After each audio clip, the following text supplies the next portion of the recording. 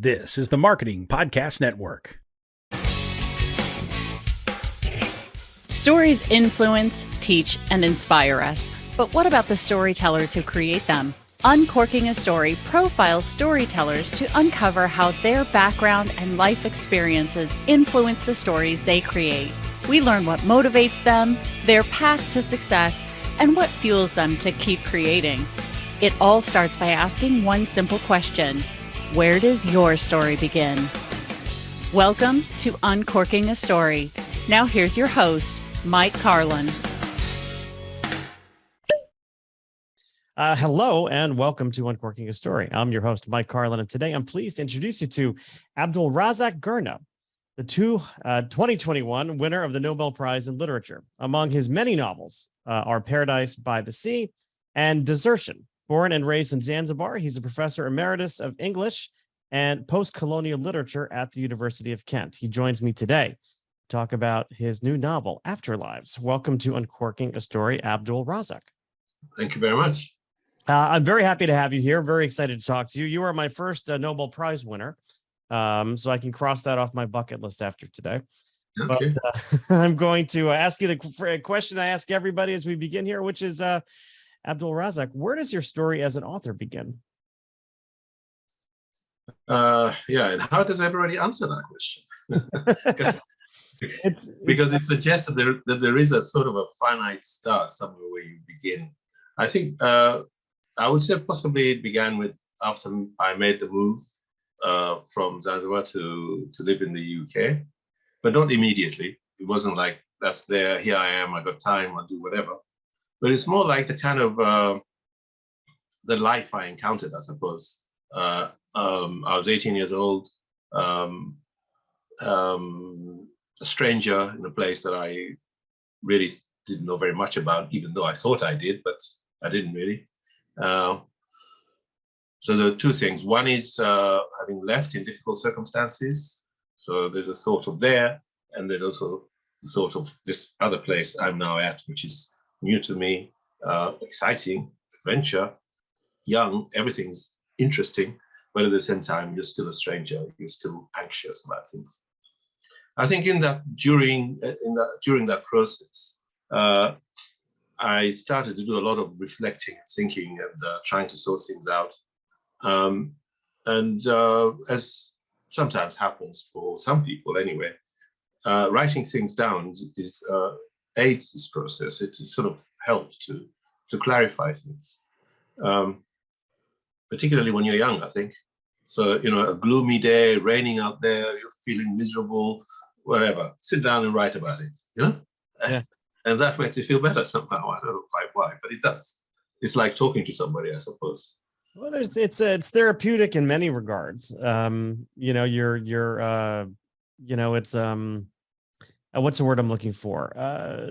I guess therapeutic. Writing for me anyway has always had that impact. Sure. It's kind of getting it out of you, kind of getting something out of you always makes me feel better somehow. Okay. But that process really is not intended for anybody else. At least it wasn't for me. Mm-hmm. It wasn't something that I was writing down because I was then going to show it to somebody and say, what do you think? It's just part of what I was doing to understand what was happening. And because there is pleasure in writing, I always enjoyed writing. So there is pleasure in doing it as well. I think as this went on, and it took maybe 2-3 years of doing this before I started thinking in terms of this could be something I might do something with. In other words, when I found myself fictionalizing these experiences and writing a story that might reflect the kind of things that I was trying to write down, then I started thinking, could this become a story? And then as the thing grows, you think, could this become a novel? And then eventually you're hooked. And then that's it, you're lost. Then you have to make it work in a way. However long it takes, at least you've got to give it a good go to see if it will work. That's how my journey as an author started. Yeah. It was never something that I, as a very young person or as a teenager thought, this is what I want to do. when I grow up, sort of thing. Right. It was never like that. I guess because I didn't really have a role model where I lived. I would say we didn't have anybody who was a professional writer at that time in the part of the world I came from. Even though there were people who were writing, but they would write odd things, publish in a newspaper, maybe read on the radio, this kind of thing. But the idea of a career as a writer was not something anybody that I knew of had thought of. And it had not occurred to me either. Anyway, so that's how it started. Yeah. When you were younger, though, growing up in Zanzibar, did you have a sense of what you wanted to be when you grew up? Well, we were growing up at the time. When I say we, I mean me and people of my age, people of my generation. We were growing up in that period of campaigning for decolonization in the 1950s and 1960s. And then the priority in all of our minds seemed to be that you must go and do something that would be of benefit to the country. And nobody could have suggested that writing would be that thing. Right. You know, what is of benefit? Well, what is of benefit? You go and train to be an engineer, or you go and train to be a doctor, or something like that. So we were kind of filled with this sort of idea that the most socially useful ambition you could have is to, if you can, is to go and study something technical like that will come and make a contribution. I don't think this is peculiar to Zanzibar. I think this was something that was part of that era, that time, that sense of we must pick ourselves up, we must do things for ourselves. So when I first went to England, it was to study, to be an engineer. Only the money ran out, and I had to go to work. And during that period, I thought, no, I don't really want to do this. I really want to study literature. So when I was ready to return, when I was able to return to study, that's what I did. Yeah. Yeah. You mentioned kind of feeling like a stranger in a strange land. What was some of your early experiences like after you left Zanzibar to go to England? Well, I mentioned a moment ago that was certainly part of it was just a sense of adventure, really. I mean, 18-year-old in a strange place, lots of things to see, different, architecture, people, food. Not all of it was pleasant, but it was exciting. That sense of being in a different place like that. But a stranger's existence is always hard work, especially when you're young and you're not an experienced traveler and all that. You don't know how things work. You don't know if you don't have very much money, probably. And also I didn't at first actually understand that I wasn't a welcome stranger. And that kind of dawned as the days passed, either because I didn't always understand what people were saying to me. I didn't realize that in fact they were being abusive, if they were being abusive. I mentioned also that the other issue, big thing for me at the time is thinking, what have I lost? What have I left behind? What have I done? Is this a clever thing to have done? To have left in such a, well, because I left in a way that would have made it impossible for me to return. A kind of exit visa type of thing. Off you go, but you can't come back because you broke the law. The immigration laws when doing that. So there was that other thing. The other misery was just thinking, have I done the right thing? So that was a difficulty. I mean, hostility was one thing, but hostility is not totally unexpected. Mm-hmm. And I think when you're young, you're probably kind of more impervious to this. Except, of course, if it's right in your face, then for anybody, that's not pleasant. But I think it was that idea of being stranded somewhere, as well, that was the strongest feeling for a while. Yeah. Who did you leave back at home? Well, my parents, my sisters, friends, other relatives. My brother and I left together, but we just left on our own. So it was, and also just leaving the place to which you belong. I mean, not only people, of course, are the strongest sense of belonging that you have, but also the place you knew, the ways of the people that you knew, and finding yourself in a place where you have to learn new ways. I'm not saying it was a terrible tragedy. I'm saying it was a little difficult to get going, and things get better as you not only as you settle in, but also as you begin to make a life for yourself. And this is what I think something quite admirable about human beings, that if given a chance, like refugees, like people who are escaping deprivations elsewhere, when given a chance, many of them, most of them, do make something of that chance for themselves, for their families, etc. Yeah, but just imagine just the notion that you can't go home has to weigh on you a little bit and keep you up at night a little bit, thinking about the people you left behind, your family, your parents, friends. Did you have their support when you left, or? Yeah, sure. Because it was a very difficult time for everybody. But I suppose not everybody could have done what a couple of 18-year-olds could do, which is just get up and go. On the other hand, there are people, as we know, in many places who have no choice but to go because their lives are at risk. Syria, Afghanistan, etc. There is no choice. So these are the real refugees that I say, people where your life is at stake. You've got to go, whatever the risks. There's, of course, other kinds of deprivations which are not so life-threatening, but in a sense they are too, because they reduce life, they reduce the meaning of life. And so there too, the desire for fulfillment, even if it's not life-threatening, is crucial to making a decent life for yourself. Yeah. I mean, that's certainly something we experience here in the United States. I mean, there's, I'm sure you're aware. It's sometimes embarrassing, but people coming in through the borders and looking for asylum.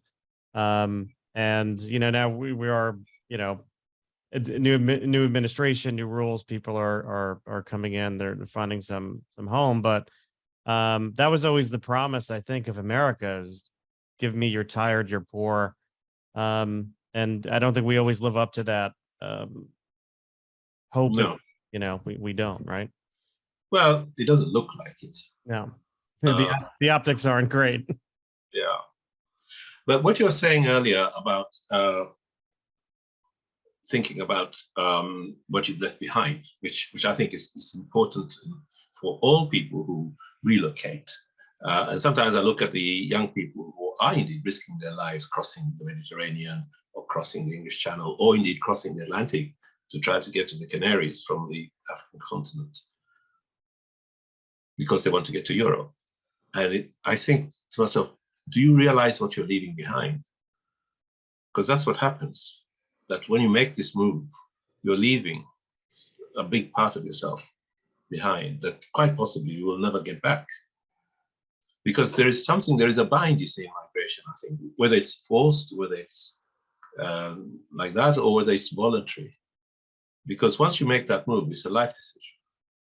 You're saying, I'm putting everything into this move now. I'm going to go to somewhere else, etc., and make a life for myself. And what that does is it means that you've got to do so. You've got to succeed in some way. Because until you do so, you really can't go back. You can't go back after 10 years and say, actually, I made a big mess. I went over there to New York and I just made a big mess, so I've just come home, okay? It'll be too humiliating to do that.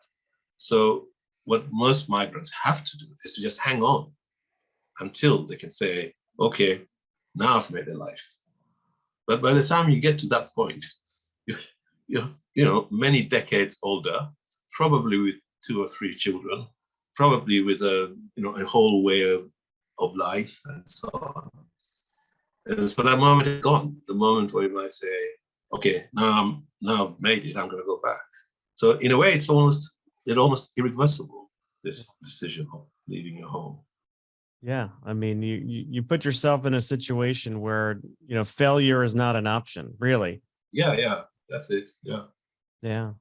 How have your experiences, and I know this is a broad question, but how have they impacted the storylines that you've chosen to write about in your work? Well, I have written about many of these things that we're discussing now. That is to say, the way in which the experience is irreversible, or the ways in which strangeness or being in a strange place is complicated. It isn't just a matter of once I learn the money and once I learn how to speak properly, etc., everything will be all right. Because you still have your imagination, your mind still occupies another place as well, even though practically in real terms you're occupying here. So all of these are issues that I'll be writing about, really. In addition to which, here we are, our eyes are open. You just mentioned a moment ago about people trying to get into the United States. Well, your eyes are open, or one's eyes are open. If you're writing, you for sure will at some point think, shall I write about that? Do I have the knowledge? Do I have the imaginative capacity as well to write about that? Now, if you've also yourself lived in some way that experience, as I have, then indeed you can enter that. You can enter that experience. And the things that I write about are things that are both somehow related to my own experience of life, but also my experience of hearing other people's stories and reading about them, or in some cases, imagining them. When you see an injustice in front of you, you see things that are things that are happening that are improper or unkind, then it's necessary, I think, to me. I feel it's necessary to address those things, to write about them, which is all I can do. I can't go out and arrest whoever it is that's doing that or something like that, but I can write about them. Yeah, in a way, it could be cathartic to do so. And I talk to a lot of writers. They feel a responsibility to, even if writing fiction, right? Because I think there's a lot of truth in fiction. There's a lot of experience in it. We pour our souls into it, but writers almost take it upon themselves as their responsibility to tell these stories. Oftentimes for people who can't tell their own stories. Yeah, I don't even know whether I would say they take on the responsibility. I think there just is no choice. If you are considering writing, what you write about, or at least what I think of you, what I write about is what I see. And if what I see is unjust, then that's what I would write about. And unfortunately, you don't have to look hard to see injustice. It's all around us. So there's always something that we might say, why is that happening? Let me think about that. Yeah. And let me write about that. And in the process, I might understand it better myself. And with a bit of luck, whoever it is that reads it will say, yeah, I see, because that's how I think too. Or indeed, no, I didn't know that, but now I do. So, literature works in these ways. It both delights us, pleases us, makes us, engages, but also at times it makes us realize what we know. And at other times, of course, it makes us realize what we don't know and brings us news, tells us about things we don't know. Yeah. So this is fantastic. Well, what can you tell us about your latest book, Afterlives? The book is set during the period mostly during the period of the 1914-1918 war, the First World War, in that part of the world I come from, which at that time was colonized, as most of Africa was, by a European nation, in this case, the Germans. It was called Deutsch Ostafrika, which means German East Africa.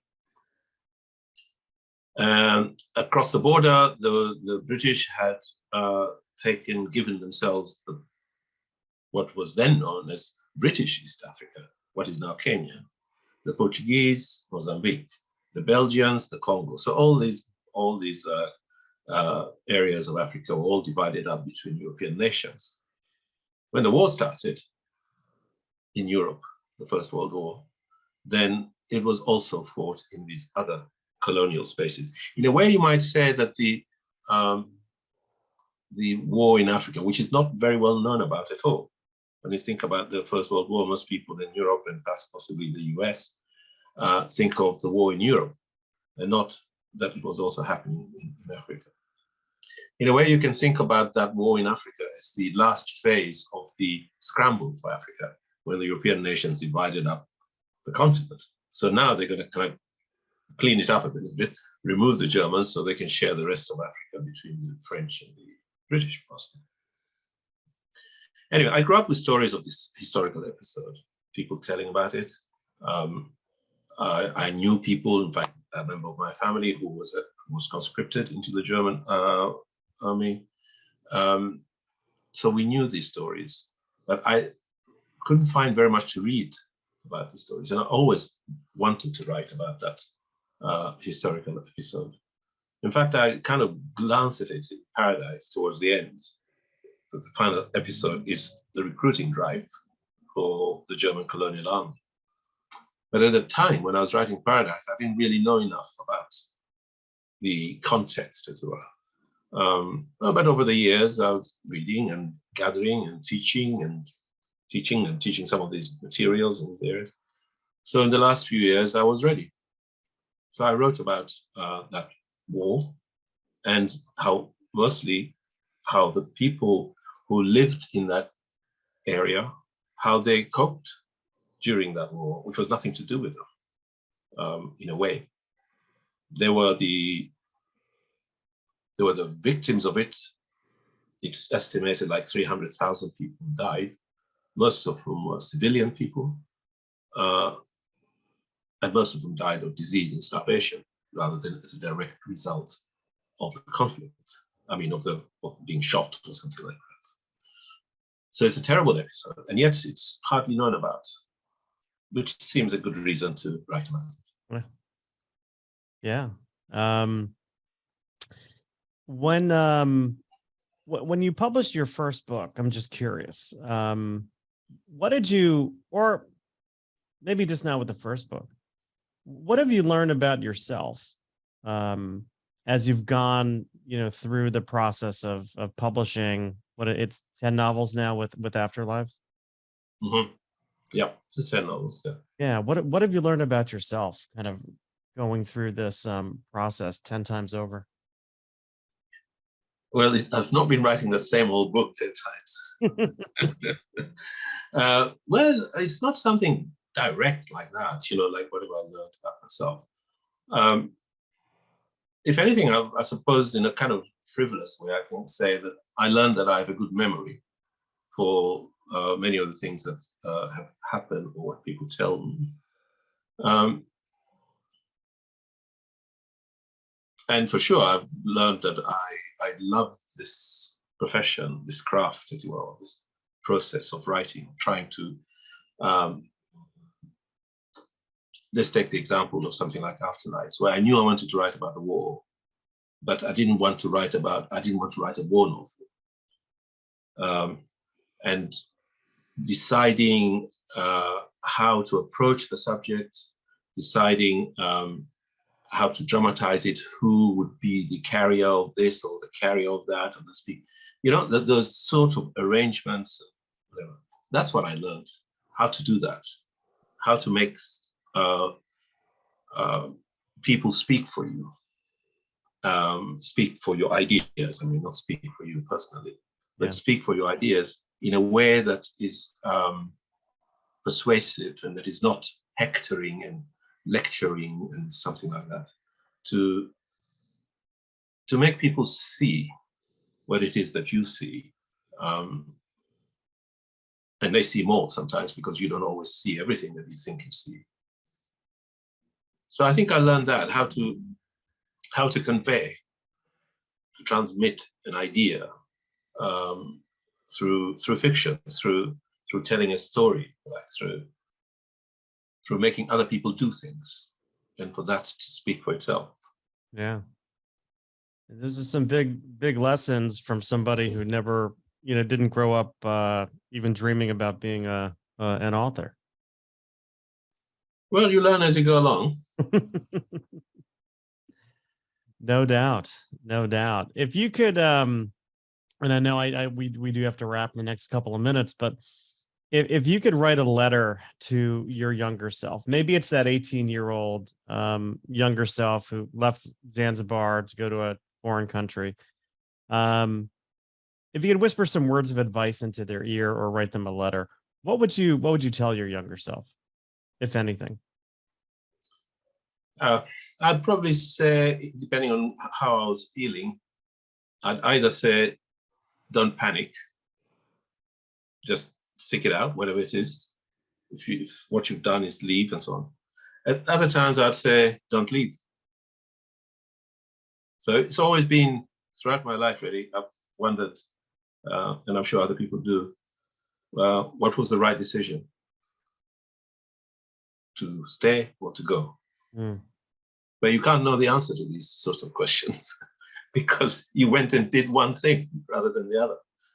But nonetheless, it's something I do speculate about. So people ask me, would you have written if you hadn't left? I don't know. I can't know the answer to that. Yeah. So I would just say, whatever it is, just don't panic. Just do it. Just do it. What do you think your life would have been like if you hadn't left? Well, that's what I keep asking myself. Maybe that's a story for your next book. I don't know. Maybe. But well, in fact, it's I have written about that in one of my books, Desertion, which does have two brothers. One leaves, one stays. So it's a way of sort of examining that. Yeah. And I know you are Professor Emeritus. If you, and I'm sure you've talked to many students who've wanted to write, what are some words of advice you'd give somebody who says, I'd like to write a book someday. I'd like to publish a book. I'd like to be a published author. What would you tell that person? I'd say just go write it. I didn't teach creative writing, by the way, so they probably wouldn't have come to me with a question like that. would have gone rather to one of my colleagues. Yeah. But in any case, if somebody wanted to speak about that, I would say, well, there is no other way. You've just got to write the thing and hope that it works. There is no answer. I mean, I suppose you could do a creative writing course. Yeah. But if you don't do that, if you don't want to do that, or if it's not possible, then you just get on with it. Just write and keep trying until you either find somebody who says, yeah, this is the thing, this is it.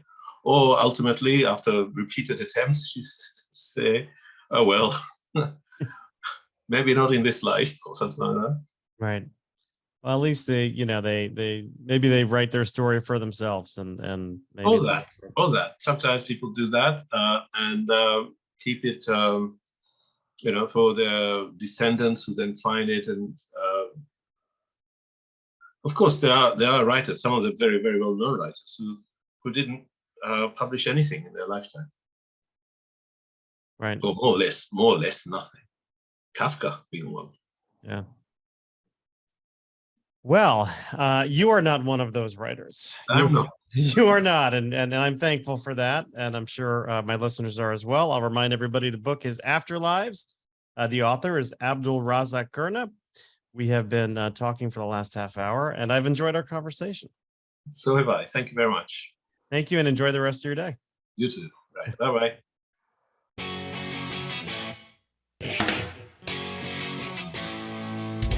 Thanks for listening to Uncorking a Story. If you'd like more information about today's guest or to find out more about Mike, go to uncorkingastory.com. If you enjoyed the show, please subscribe, rate, and review us at Apple Podcasts, Spotify, or wherever you get your podcasts. Tune in every week to hear Mike Carlin uncork a new story.